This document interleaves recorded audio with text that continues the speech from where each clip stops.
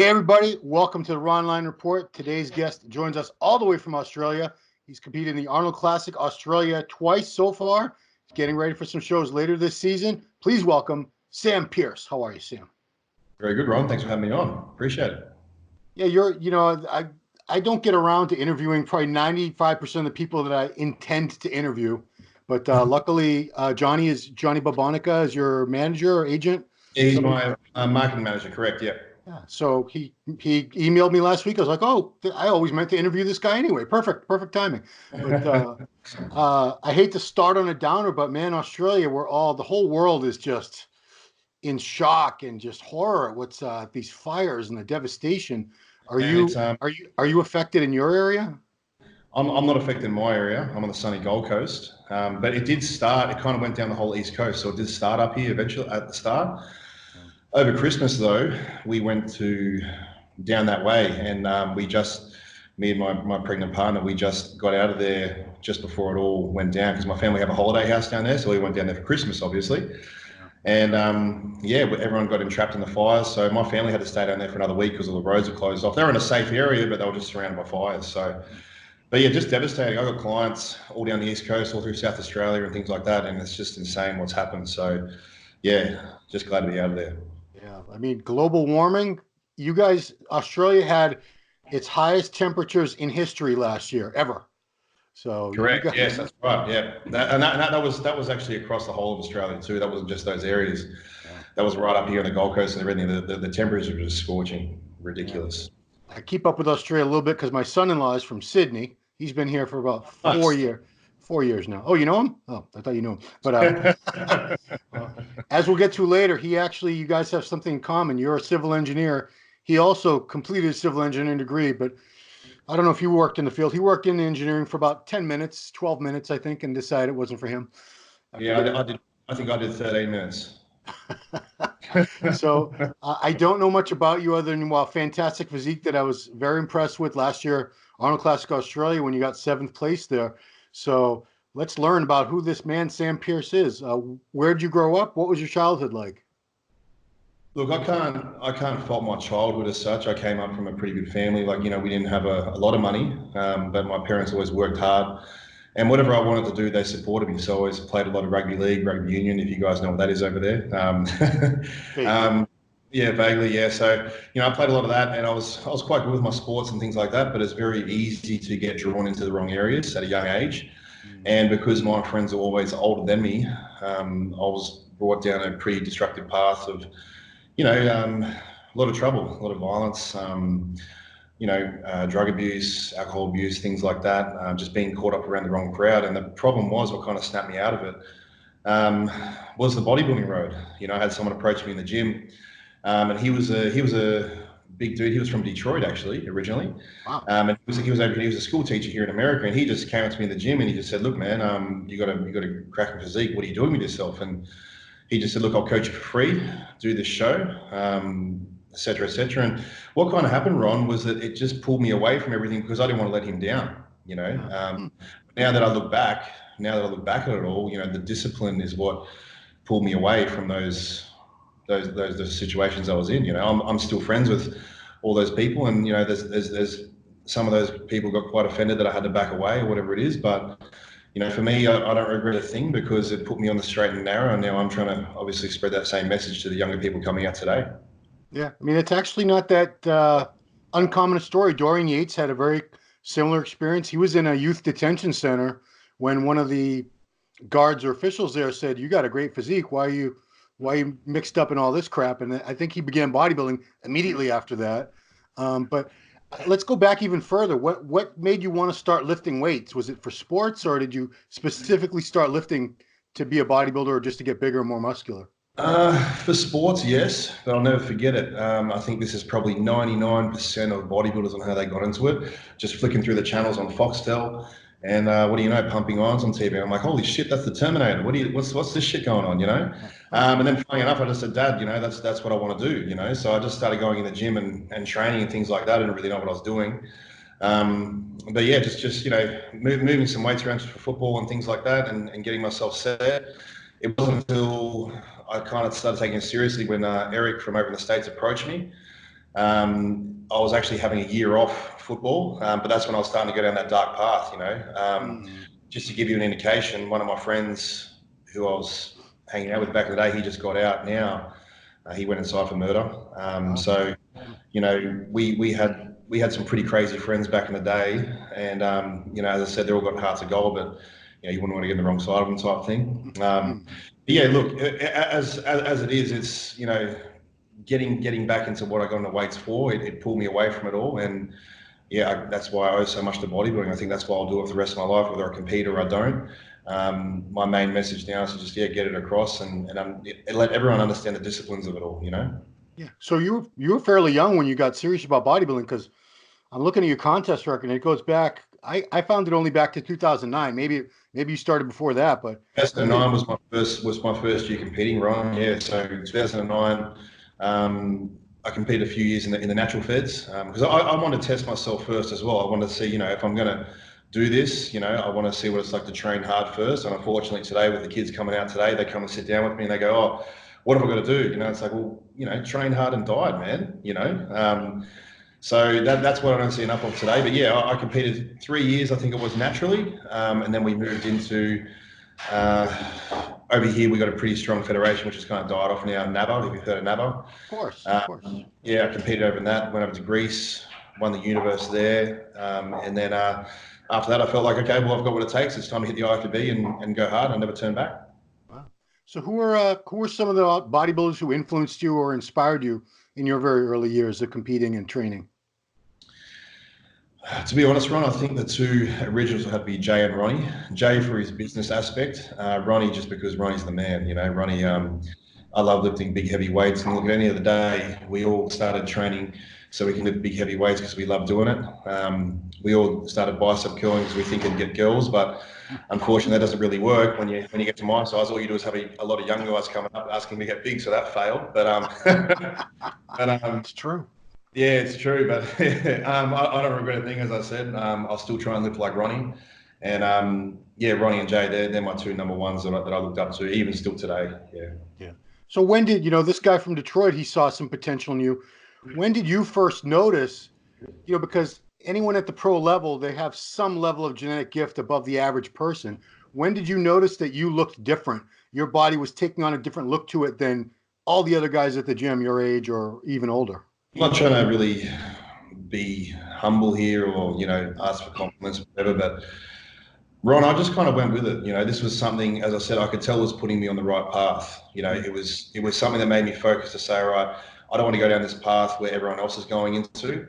Well, how about I go into uni and study something? That's where I got a civil engineering degree and I had to go through the back road and all that kind of stuff. With bodybuilding itself, I guess I can't really say that I felt like I ever had a genetic advantage. I guess a lot of people did tell me that, but for me, I was just kind of going with bodybuilding for as long as I could until the road ended, So I won this show, won that show, won the next show, kept winning shows. And I'm like, oh, I'm doing pretty good, Soon it's got to stop. Not that I didn't believe in myself. It was just, as I said, I was just having fun, I've always treated it as a hobby. And bodybuilding has been my passion. And that's been a byproduct of my businesses that I run now, So yeah, I guess, as I said now, obviously I'm going out this year. I'm coming over to the States and competing and doing all that as well. I'm just loving it all and having fun with it. I think that's the best part about bodybuilding. It keeps you on that line and focused and keeps that discipline. So before we started recording, I asked you how you turned pro because I assumed it was at that Amateur Olympia that you won your super heavyweight. You won the super heavyweights there in 2015. That was in 2015. Yeah. That was my first year out of juniors. That was a pretty hyped up show. The main guy that was the favourite for that show, he just lost by 1 point in the Arnold Classic. That was 6 months before the Arnold Classic Australia. Sorry. So there's a lot of pressure on that one. No, I didn't turn pro that show. I got offered my pro card at that show. Yeah. But I turned it down that year. Yeah, I kind of got the same face. Why would you do that? I don't understand. Look, in my opinion, Ron, I got beaten in the overall by a guy in the under 80s, and he had a phenomenal physique. He was from Indonesia. Can't pronounce his name, but he had a phenomenal physique. And look, we were battling out. We were going neck and neck, call out for call out. And it took a lot out of me. But they came backstage and they said, look, you're technically the overall Mr. Australia because you're the highest ranked Australian at this. There was also a national title combined. Yeah. So when they offered me, they said, you can get your pro card. And I said, look, all due respect, if I can't beat an under 80s guy as a super heavyweight, I'm not ready to be a pro yet. I feel like, pro cards are given out. Yeah, you can be the best on the day, but doesn't mean you're going to be a pro. So even for me turning pro the next year, I beat some very good guys. One of them now, Aaron Pilates, he got second in that show, and he's competing. Aaron. He's competing the top 10 Olympia. So when you're beating guys like that, it's like, okay, sweet.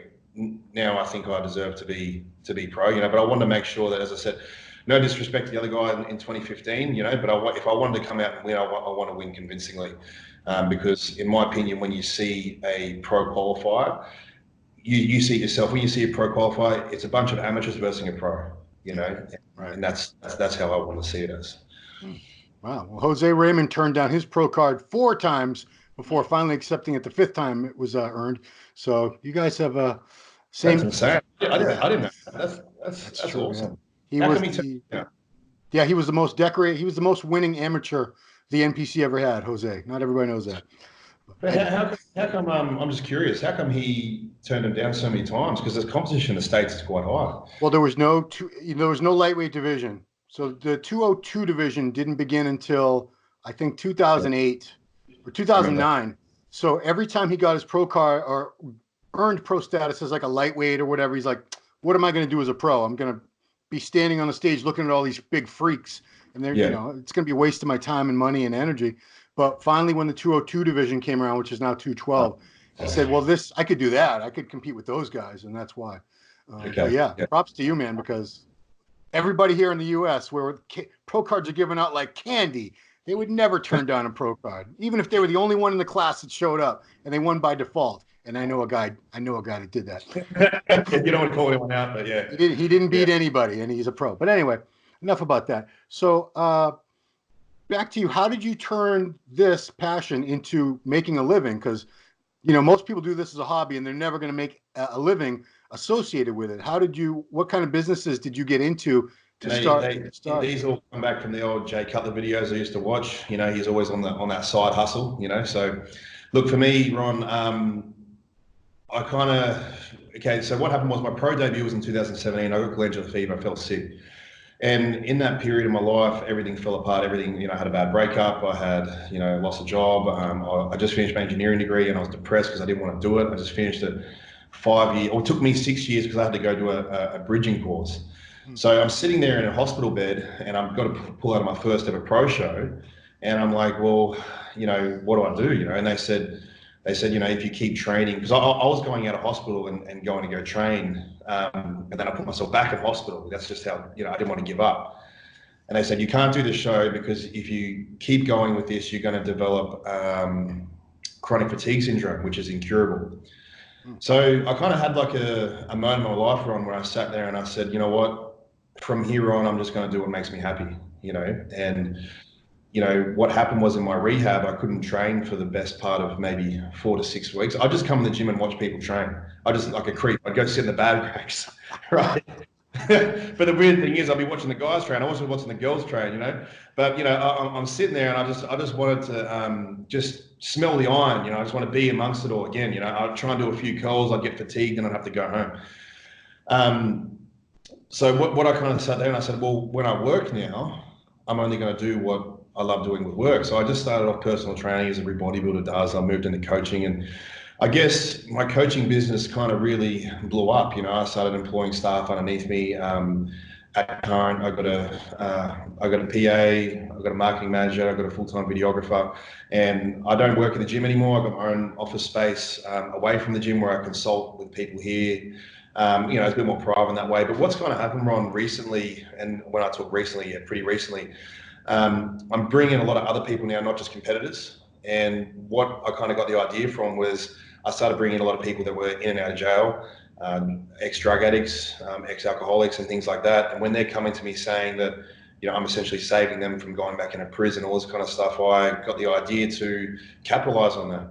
So now I'm starting to work with, troubled kids, doing talks at, juvenile camps. I'm starting to work with programs to help develop these people get on the straight and narrow. I'm trying to work with different types of rehab clinics and things like that, just so I can come in as a guest. So as I said, I was never an addict as such, but I do have a past. I do have a pretty colourful past, and people can relate to me, and they can also see the brighter side that bodybuilding can be used in the right way. The problem is, Ron, what you were saying before with pro cards, right? Yeah. Everyone today gets into bodybuilding for the wrong reasons. They're not doing it for the discipline that it is. It's great that the sport's growing. Don't get me wrong, but it's a popularity thing. And to me, I see it as a bit of a fad at times, where I got into it for the right reasons, and I feel like that's why I've become quite successful in my very short career so far as a bodybuilder, because I've done it for the right reasons. And that's what the guys were doing back in the 90s. They were training hard. They were following the diet. They were doing the hard work. They didn't know too much on drugs and all this kind of bullshit that you see now. And this coach guru, this dude, whatever it is, there's so much flooded stuff out there. What I find now, the bodybuilding principles are kind of lost. So I want to get those bodybuilding principles and not necessarily use them for coaching, coaching athletes. I want to start coaching other people as far as life coaching is concerned. Yeah, you're only like 20, what are you, 27 or 28 years old? How old are you, Sam? 28. 28. Such a young guy. Because I'm 50. When I started back in the 80s, most of the bodybuilders were former athletes. We were coming to it from football, wrestling, whatever, other sports. Yeah. Whereas now that it's expanded so much and we have social media, it's a lot of non-athletes, and there's nothing wrong with coming to it without an athletic background. Don't get me wrong, but they don't have that same mentality of this is a sport and I'm an athlete. It's more like I want the attention, I want to turn pro, and I want 1 million followers, and I want sponsors and all this. Like now, Well, yeah. I want it Well, yesterday. I realised that pretty quick too. When I turned pro, I didn't have no sponsor, So, but yeah, no, you are completely correct. When you have a sporting background, right, you know what it's like to get your ass chewed off because your coach is pissed off that you're not performing well. You know what it's like to get dropped. We've all been dropped. Even Michael Jordan, he's been dropped. Yep. So you know what that feel of rejection is. You know what hard work is. You know how hard you have to work to get to a certain level where, as I said, all those principles are lost of today. So I'm really, with my athletes, what I'm trying to bring through for them, I'm trying to really coach that into them. But more so, away from other athletes and troubled people, I still feel like they can benefit from those disciplines that bodybuilding provides. Have you done? I see some notes here. Are you doing a series of seminars? Are you planning some more seminars across Australia? Yeah. So at the moment, we're planning up in North Queensland at the moment. So that's far away from the fires, thank God. Yeah. So we're trying to obviously just expand on bodybuilding throughout the country because, as you know, Australia, it is growing quite fast for bodybuilding, but I still feel there's a lot of areas that can definitely benefit from it. I feel like we are a good sporting nation here, and I think bodybuilding can definitely, can benefit from it. I want to as well bring in those areas where I'm trying to obviously life coach people in the right areas too. I want to bring those to those seminars as far as mindset's concerned, because you don't have to come from a sporting background to compete as a bodybuilder, but you can definitely use those other disciplines from real life, and you can learn that through the seminars, training camps, all that kind of stuff as well. So. Yeah. So getting back to your competitions, you've done 2 Arnold Classic Australia so far. You're not doing it this year because your girlfriend is having a baby in 4 weeks, something like that. Is that Yeah, right? so she fell pregnant it worked out to be run about 4 weeks after my Arnold's campaign last year.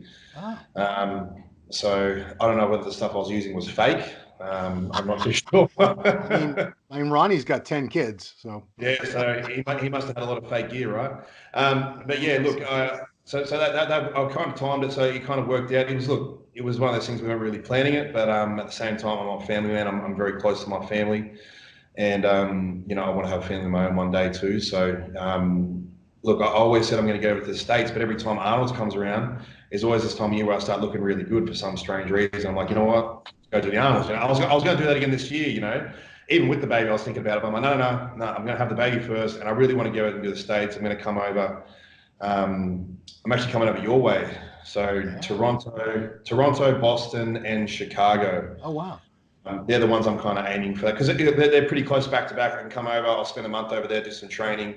and I could do those shows back to back and try and make a bit of a name and build that role on for Arnold Classic the following year. Just so we don't anger any Canadians, Toronto is definitely not in the United States. It's Correct.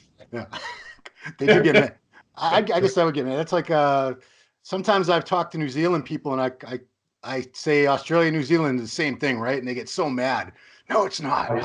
How dare you? So, I'm good with my geography, so it's all right. There's a lot of Canadians that come chill out over here, so yeah, I'm pretty well aware. I'm very careful when I say that. Yeah. Yeah. No, they're very cool, laid back people. Like they're actually way more polite and cool than most Americans I know.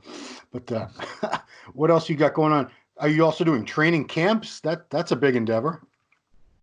Training camps run, yeah. So what's happening now is I'm kind of moving into where personal trainers, it's a big thing here in this country too, but it's, you do a 12-week course, and they think they're going to make all this money, right? So what happens, Ron, and the way I see it is you need to study for 10 years to be a doctor and you might earn 200 grand, right? Yeah. You need to study for 7 years to be a lawyer and you might earn, say, 200 grand. Why do you think that these people come out of a 12-week course and they all of a sudden think they're going to earn 200 grand as a PT, So there's a lot of hours to be spent, and there's a lot of, game planning to put into place. So for me, I was actually able to grow out of my PT business pretty quick and able to put PTs under me.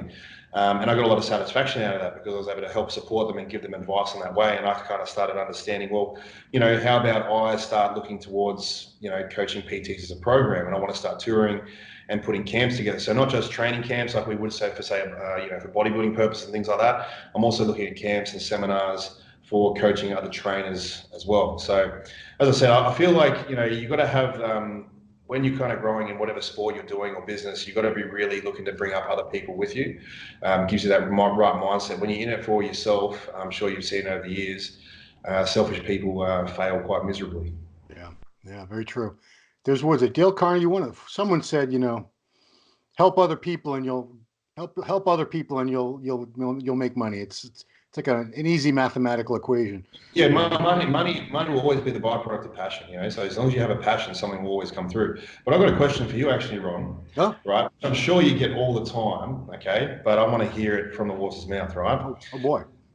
Okay, so we were talking before where my passion originally came from, those 90s bodybuilders, like say Jay, Ronnie, Flex, all those guys, about hard work and all this kind of stuff. Now, the argument of today, which is streaming all over the net, the bodybuilders of the 90s are always much better than the bodybuilders of today. Straight up, give us your opinion. Were they better?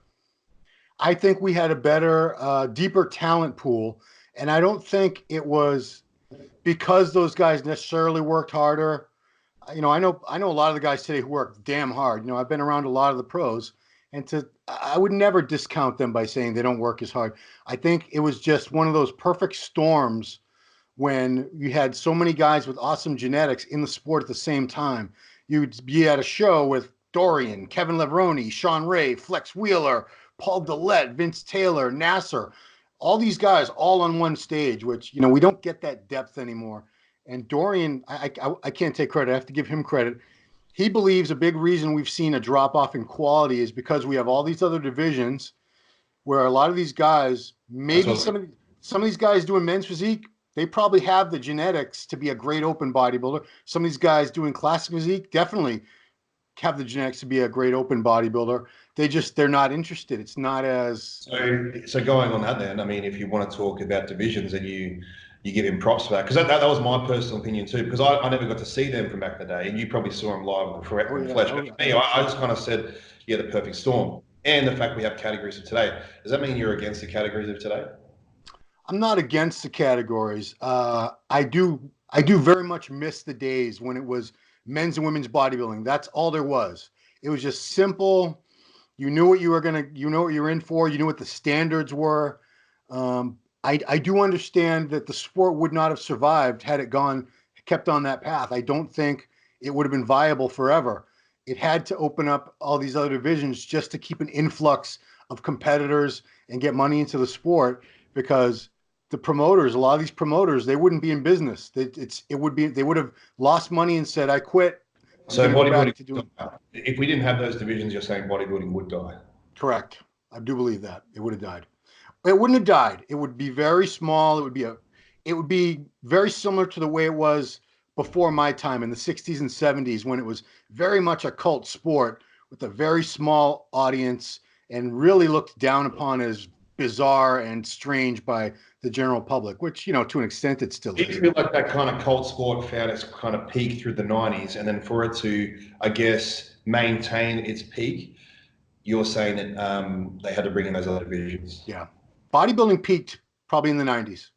You're not seeing more bodybuilding competitors now than you were. Like, when I started attending and competing in the shows in the late 80s.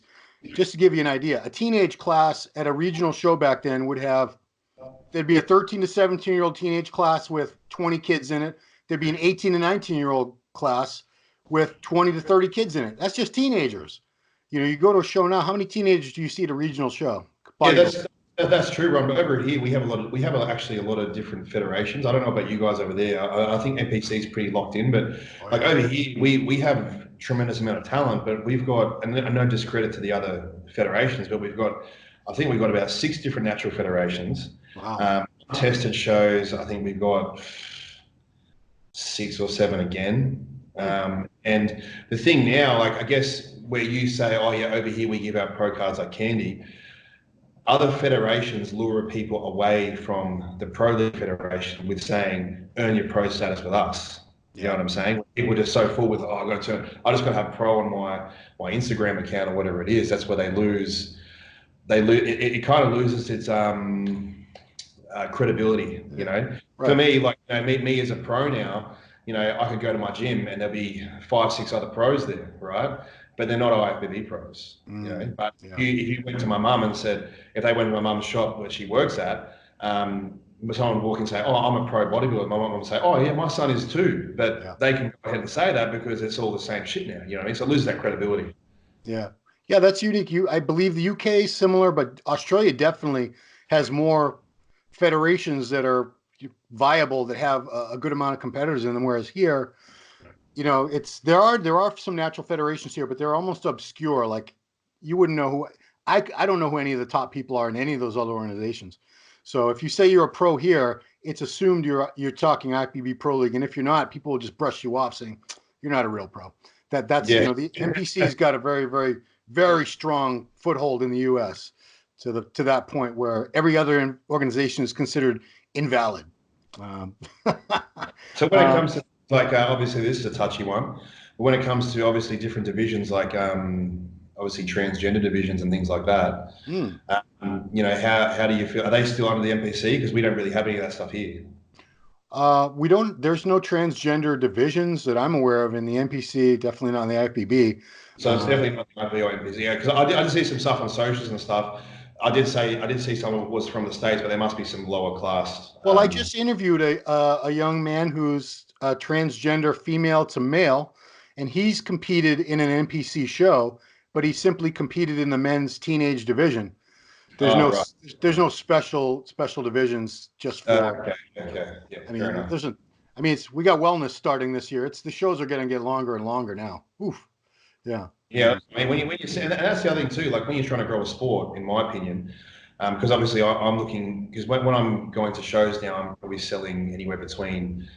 Well, last show I brought 80 people to the show under my name. 80 people. Well, I had 15 athletes. Okay. But with the tickets sold under my business name, it was 80 people with friends and family, things like that. Okay. So obviously I'm trying to build my way up because I want to promote my own shows and things like that one day. But yeah, what I'm kind of finding here is that, with these divisions, they're just going for so long now that where it loses that fun aspect, where I suppose back in the day where you were watching it, when you have, say, 2 divisions, you kind of, you're sitting there waiting for the main event. Right. It's okay to have these undercard divisions, but when you're dragging out a show for 12 hours, it's hard to market because people can get quite bored. And that's, as I said, I've got nothing against it, but you can kind of see where I'm coming from here when we're trying to grow a sport, Yeah. Oh, I mean, selfishly, I'll admit it, I'm not the hardest working guy in the world. For me to sit there for 8-10 hours without getting up to take a break, it's brutal. And that's the situation with the shows now, because we do have bikini, figure, especially the big amateur shows. I don't even go to the national shows here because some of them take 3 days and nights to judge and do the finals. What? Are you kidding? It's well, you got 1,500 competitors. Oh, man. Those amateur Olympias, they're all 2 day events. It takes a long time to, Yeah, yeah, to judge yeah. all these people. So yeah, you're interested. You're eventually thinking about starting to promote shows too. Of course, like that's always been a thing back for me to give back to bodybuilding because bodybuilding obviously put me on the straight and narrow that I'm at today. So I would love to, put up my own show one day. I know Big Josh, he's got his own show over in Western Australia. So I've got a few more boxes to tick before I'm allowed to have my own show, I guess. But I'm always someone that's a hard worker, and I just tick off the boxes. So over time, when I approach someone with a business proposal. I like Big Tony Doherty over here. If I was to go to him and say one day I want to have a show, I don't want to just go up to him and say, "Oh, hey, bro, I want to have a show." Like I always do things proper and come up with a business proposal and say, what I can bring, because he's still got to run a business too. Right. So I want to make sure that I can bring something back to the business as well. So yeah, it's something that I'm just doing now as a start off point. And that's what I mean. That's why I book my tickets directly through those organisers, so that way they can see the amount of people I'm pulling to a show. So that way, if I had that power to promote a show, what could I actually do with it? Right. So yeah, it's just a long-term thing. As I said, I've got to compete and get my name up a bit more. But definitely, that's one of my long-term goals as well. Is definitely to have my own show and potentially a pro show. So I checked out your YouTube channel today. It's Sam Pearce Official, guys. Sam Pearce Official. You got a lot of great content in a very short amount of time up there. I got to give you credit. I think I counted. It looked like about 50 or 60 quality videos you've already put up, maybe more. Look, I'm just a big dumb bodybuilder, man. I've got to thank I'm a videographer and marketing. They're doing all the hard work for me. I'm just a big dumb body with a very pretty face, right? Yeah, well, somebody's got to be the face of the company. But yeah, when did you start? What made you want to start the YouTube channel, and what type of content did you want to have? Same thing, just giving back. Like I find, the information that's out there. I don't want to just put out, day in the life stuff that's the typical stuff that everyone does. Like I've still got day in the life stuff on there, but I want to answer the questions that people were stuck with, stuff that I was stuck with when I was younger. You got to know yourself when you're trialing and error shit back in the day. You look back at some of the stuff you did, and you're like, what the fuck was I thinking? We had nobody to ask, nobody. Yeah, and for me, Ron, like I'm kind of like the last generation of bodybuilders that came through before social media really popped out. You know what I mean? So I feel like I can kind of speak more closely to these people that are really social media infused. So yeah, they can take more of a reading. So if I give that advice and want to produce that content, they're going to have a little bit more trust there in that aspect. If that makes sense. No, it does. But check that out, guys. Sam Pearce Official, some really good content. You also have a podcast, is that right? Yeah, so I'm podcasting at the moment. That hasn't been released yet, but all my podcasting stuff, I want to have it just like my YouTube when I started that. I always build stuff up first so I have content in place. So then that way, for example, if a baby's coming in 4 weeks' time and she gives me a call, I'm on the phone to you right now, and I got a baby coming. Content doesn't stop. That's one thing I had to learn with YouTube that I learned very quickly last year.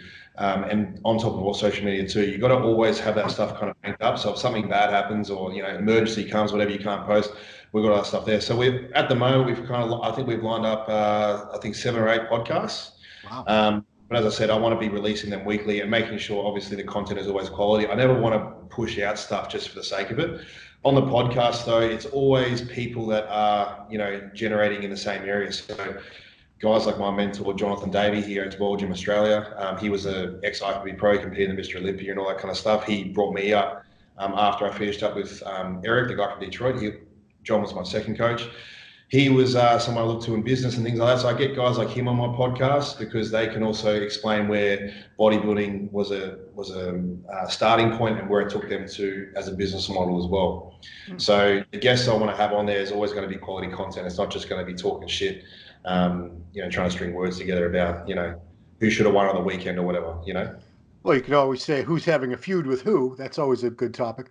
That's fun, yeah. Oh, man. Here's a random question, but you're an Australian bodybuilder and a fan of the sport. Who do you consider the greatest Australian bodybuilder of all time? Man, you put me on the spot. Come on. Okay, you can name 3. Look. It's got to be between Lee and Josh. Look, Josh, I'm very good friends with. But look, I grew up looking up to Lee, and I think I'll just be biased towards Lee. Josh says the same thing, Josh has won more titles It's a hard one. But as I said, like I just look at Lee Priest for what he was back then too. Like if he was 212 today, there's no one that would touch him. I think he'd even be pushing guys like Flex. You know what I mean? So. Yeah. That's what I kind of look at as well. If Lee was getting up there beating guys like Ronnie, he was able to pull out like a 5th place Olympia placing for his height. I'm sitting down a chair. Lee's only this tall. And he's still able to come out and do it. Oh, man. Look, man, you got to give respect to him, man. So probably the best Australian bodybuilder. I'll probably have to say Lee. Josh a very close second, but as I said, the more Josh has still got years left in the tank to surpass that too. So Josh has had he's had a tough year, with some surgeries and things like that. Not as bad as what everyone's made him out to be, by the way. That's an insider. Not as bad as what everyone has made him out to be. So look, as I said, all love to Josh, and I hope he goes really well with this upcoming Arnold Classic. So we just talk about Josh is probably just about here. In terms of his ultimate potential, he's still got so far to go. He's got so much more left to accomplish in the sport. There's no doubt. So how about you? You've only done 2 pro shows. You're really just starting out as a pro. Where do you see yourself going? How far do you want to take this? What is your ultimate goal as a pro? Oh, look, as a pro, you have to aim high, man. You got to aim for the Mr. Olympia. Like I say it to everyone. Like when they say to me, like, what do you want to be? It's like, well, if you just want to be a pro, you might want to super heavyweight title. If you just want to place in the top 10 Mr. Olympia, you might make the Mr. Olympia. For me, you got to aim over and above. If people aren't laughing at your dreams, they're obviously not big enough. So. At the same time, though, like what I'm kind of known for with my physique, I'm not a mass monster like Josh or Rolly or those kind of guys. I stand up myself with my aesthetics, and because I do stand 6'1" in height, there's not a lot of guys out there with the kind of aesthetics that I have for my height. As you know, like when you kind of get taller, there's a lot of improportions and easy to see in that way. Yeah. So, look, I don't want to ever take away from my waist. I've always had a nice tiny waist for someone of my height, and I don't have the widest shoulders in the world. So I need to make sure that waist is always in nice and tight, and just look at building my physique. As I said, I got a lot of time, but I do realistically want to be on the Olympia stage by 2021. So what did you weigh like last year at the Arnold Classic, Australia? And where do you think, I know it's not about weight, but ultimately, where do you think you're going to top out at? If you could immediately be the size that you think would be perfect, so what did you weigh last year at the Arnold Classic, Australia? I was 120 on stage. 120. Oh, kilos. Yeah. 120 kilos. So that's 285, 290. I don't know, 280. I'm gonna do some math because I'm horrible. 120 kilograms, everybody. Wow. Why doesn't everybody just use pounds? It would be so much easier. You guys are the only ones that use pounds. What are you talking about? English, they use pounds and stones. 264 would be 120 kilos. I was like 280. Oh, I got ahead of myself. Okay. 120 kilos. I reckon for me, if I had another probably 5 to 10 kilos, which, as I said, look, I did that from my first Arnold Classic. I did where I got my ass booked. That was my first show. I did my first Arnold Classic. It was a pretty big show. I just said, look, just don't come last. So I got 12th out of 14 guys, and I just said, look, I'm just happy I didn't get last. My first pro show, don't want to come last, is what it is. Yeah. I was able to come in and put on 10 kilos the following year. So that's what, 22 pounds or something like that in a year. Yeah, 22. So sitting where I'm at now, for example, like I was looking at some progress photos from this time last year, and I'm already up to where I'd want to be if I was competing at the Arnolds. Hence why I was kind of having a hint like, oh, should I jump in and do the Arnolds, But no, I'll keep growing, keep going. I always like to stay lean, and see when my body's actually growing too. A lot of people like to get big and heavy, but for me, as I said, I attribute everything to my waist and my aesthetics. So I want to keep using that and try and keep a kind of classic looking body in an open category. Yeah, that's what I recall the most from I watched the show. I wasn't there, but I watched the webcast last year, and I remember seeing you stand next to the other guys. I said he's definitely a taller guy. Because the other guys, average open pros like 5'8", 5'9", maybe 5'10". You were taller, but I said, wow, look at the shape on this guy. I think even in my play-by-play commentary, said he's got a tiny little waist, and look at that V taper on it. So yeah, keep that Yeah, waist so, nice and small. yeah, right. If I had to say, I'd probably say I think if I was coming in around 290 pounds, Mm. 285, 290, I think that would make me where I need to be for, as far as winning shows quite comfortably and being, a top Olympia competitor. I think that'd be my ideal kind of weight where I need to be. I find there's a lot of guys, and look, Dorian talks about, I watched the thing on Dorian recently, actually, and I'm really just trying not to get ahead where, you might find that peak weight, but you always want to push it that little bit more. Where Dorian said he found his best years were in his earlier wins with his Olympia. I personally think Ronnie's best years were his early wins in his Olympia. Yeah. Look, it's easy for me to say, it's easy for me to say because I'm not there yet. You know what I mean? So you never know when your best is, but that's just something I'm always keeping in mind for me now. At the same time, too, I never want to be one of those guys that say, "Oh, I don't want to get too big," because most of those guys are the guys that can't get big in the first place. So Yeah. that's a bit of a disclaimer as well. Yeah, but it's true. If you look at, I was at most of those shows, and at least the U.S. ones in the '90s, and when Flex was quote unquote smaller, not that he was small, believe me, but in his early years as a pro, Kevin's early years as a pro, Dorian's early years as Mr. Olympia, even Jay when he was younger, when he was a younger pro, I preferred that look. I thought they all looked so much more streamlined. Ronnie, when he won his first two Olympias, that was Yeah. close to. And Ronnie's two first Olympias, they're probably my two favorite looks of all time. Yeah. So that's just something I'm really keeping in mind. As I said, like I've always had a thing where I gained about, I'm trying to talk in pounds now, but like say 11 to 12 pounds per year. So I find I've always done that, and I've always kind of kept my streamlined body. So as long as I can just kind of keep plugging away at that, at the moment I'm actually ahead from where I was last year, as far as putting on the weight that I need to put on. So yeah, like sitting in my condition now, I could easily hit the Arnold's in 10 weeks. But I'm just going to keep it how it is there, and I'm just going to keep rolling through. So when it's time to put the foot down, I'm ready to go hard and come over your way to Toronto, Boston, and Chicago, man. Yeah, buddy. Yeah, so I give you a lot of credit because there's even pros that have competed when they just had a baby at home 2, 3, 4 weeks before, and I think they're out of their minds. That is just don't do it, guys. In my defence, my partner, she's very good. She knows. Look, I do big hours, Ron. I do 14-hour days. So she never complains about that. She's pretty relaxed. So she's looking forward to it. She's got the baby room set up. I haven't done a thing, So as I said, I'm just a big dumb bodybuilder that counts protein. That's all I do. So you might have to change a diaper here and there. You never know.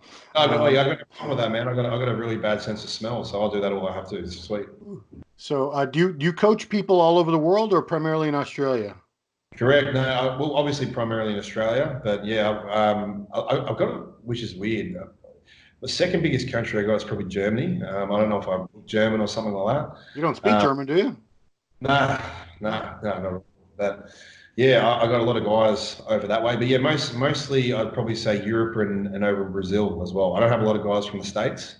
I've actually only got one guy from the States, believe it or not, and one guy from Canada, but that's about it. All the others overseas, a majority in Brazil and over in Europe, based in Germany. So, but they're all good. They all speak English. It's easy as. They're all easy going. Just got to work out that time difference, but it's not too hard to work out time difference. I'm talking to you right now, so it's pretty easy. You have the worst time difference ever over there. Let me tell you. we're speaking, for me it's 8:17 p.m. now, and that's on a Monday night, so it's 11:18 in the morning on Tuesday for you right now. Tuesday, that's correct. Yeah, so it's ridiculous. Yeah, I know. I don't know what's going to be the hardest part about when I come over there, whether I'm going over there or coming back, which is going to stuff me up. Well, it's a long. It's hard because everywhere else around the world, they don't really have a problem with traveling and stuff like that. But when I went to Greece and I competed in the junior universe in Greece, that destroyed like that last week for peak week. It was not that peak week was hard; it just destroyed me because of the jet lag and shit. I just couldn't accustom to it. So you're not close to anywhere over there. You're in the middle of the Pacific Ocean. Land down under, right? We're isolated, man. We're so far away from everything. The only good thing about it is if there's a zombie apocalypse, we're going to be sweet. So it's also summer over there right now, correct? Summertime over here, yep. So I got a lot of. I do have people here on the Gold Coast that I coach from the States and Canada, and when it comes to Christmas time, it's hard for them to kind of unwind because they don't feel like it's Christmas over here. Right. Yeah. Because Yeah. what's about you? I don't know if you know Fahrenheit. Like what's it? I heard it was like it's been 100 degrees consistently over there every day lately. 100 degrees Fahrenheit, that would be about in the 30s degrees Celsius. Yeah, that's about right. Yeah, that's about right. And Ron, it's that for from I would say September right through till about March, especially Wow, where I am too. So on the wow. Gulf Coast, yeah, it's up in the northern part towards the equator. So Yeah. like where I am is what you'd call where the rednecks are from. The rednecks. I thought the rednecks are from the outback, like Crocodile Dundee. Yeah, so that's us. That's up north, man. So it's the opposite. You guys are you talk about the Southerns, right? Yeah, The opposite. So up north, we're all the rednecks. that's Queensland. That's Queensland. That's where I'm at right now, sunny Is Queensland. so if I'm looking at that big giant island of Australia, it's in the northwest. Is that Queensland? Northeast. Or northeast. It's on this side. Okay, But gotcha. yeah, pretty much anything north, north of when you say you drive up a few hours from Sydney, where your son-in-law's from. Yeah. Um, yeah, I'd say that's redneck area. So that's all Okay. us. I mean, We're, we're the, you don't we're sound like a the redneck. yeah. Oh man. Well, I want to let people know where they can contact you because I assume you have spots for a couple more people if they're interested. Some of my viewers might be interested. Sam at sampierceofficial.com, guys. Sam at sampierceofficial.com. And also, do you have something going on with a clothing company, apparel? Yeah, so my clothing company, I haven't released the name yet, Oh, but I'm starting my own kind of apparel because, I'm getting a lot of people asking about obviously being on my team, wanting apparel and stuff, but you can only have my apparel if you're actually under me as an athlete, yeah. or being coached. So I'll have to keep it that way so it's exclusive. But as soon as you say someone can't have something, what do they want to do? I Ah, want it, I want it. So, yeah, that's kind of what I'm doing now. So obviously I'm just moving into same sort of clothing, but yeah, that'll be all dropped on my website, which we're actually reconfiguring at the moment. So we're designing a whole new website so we can put all that kind of stuff on there. So it can be drop shipped around the world and things like that as well. So. that's going to be sampierceofficial.com, I assume. But now it's sampeaceofficial.com, correct? Yeah. Okay. Yeah, because I tried going there today. I couldn't find it. So, is Oh there yeah, no. any? So as I said, the website itself, because it's under construction, so Right, the right, right. website's been closed. Yeah. So now we're reconfiguring all that kind of stuff. Yeah, I think we're another week or so away from it. It's just a lot of headaches, as you know. Gotcha. Yeah. Well, I'm very much looking forward to seeing you compete. I will be at all three. MD is covering all three of those shows. So we'll definitely get some good coverage of the air, some interviews on site. We always like to do that too. So, guys, you're going to be seeing Sam in Toronto at the Toronto Pro Show in June. First ever Boston Pro Show, June 20th, right here in Boston, Mass, at the Encore Casino. Wait till you see this place. Oof. I can't believe a Yeah. promoter. I can't believe a promoter's putting a bodybuilding show on there. Like, really? Wow. And Chicago Pro, another great show put on by Tim Well, Gardner. the only thing I need from you, Ron, is some good places to eat because I don't know how to go over there. So that's the only thing I need from you in that part of that bargain. So, I can help, but you definitely want to talk to Jose. Jose loves food. Ooh, does he love food? yeah, He's probably got more culinary expertise than me. I still want to meet Jose because obviously I work closely with Chris Aceto. Oh yeah, yeah. Um, yeah, and Chris said he's always sending photos to Jose, and Jose gives me some nice raps. He seems like a really nice guy. So Oh yeah. yeah, when I get over there to show me some places to eat. So Jose, if you're watching this and coming over, so He's the Boston Mass. He's got to be in Boston. yeah. So, all right, cool. Well, Sam, thank you very much for taking the time to do this. It's been good to finally learn a little bit about you. Now we got to It's awesome to have you. Yeah, it's always awesome to be on here, man. I've still got out in my waiting area where my clients wait for me. They've got the Muscular Development magazine. When I told my PA yesterday, Oh, really? that's going down, she goes, "Wait, you mean this magazine that's right here?" I'm like, "Yeah, it's the one, it's the one." I'm kind of a big deal, So Awesome, man. Well, congratulations with all the business success and much more of it. I hope for you in the future, and we'll be in touch, man. We'll be seeing you at all these shows. So, best of luck to you again, everybody. The Instagram and the YouTube. It's easy to remember. Sam Pearce Official. That's Pearce because there are a couple ways to spell that name. Sam Pearce Official. Great video content. Check that out on YouTube. And Sam, we'll be seeing you soon. Thanks for taking the time. thanks, Ron. Thanks again. All right, everybody. Thanks for watching Ronline Report with Sam Pearce. We'll see you next time.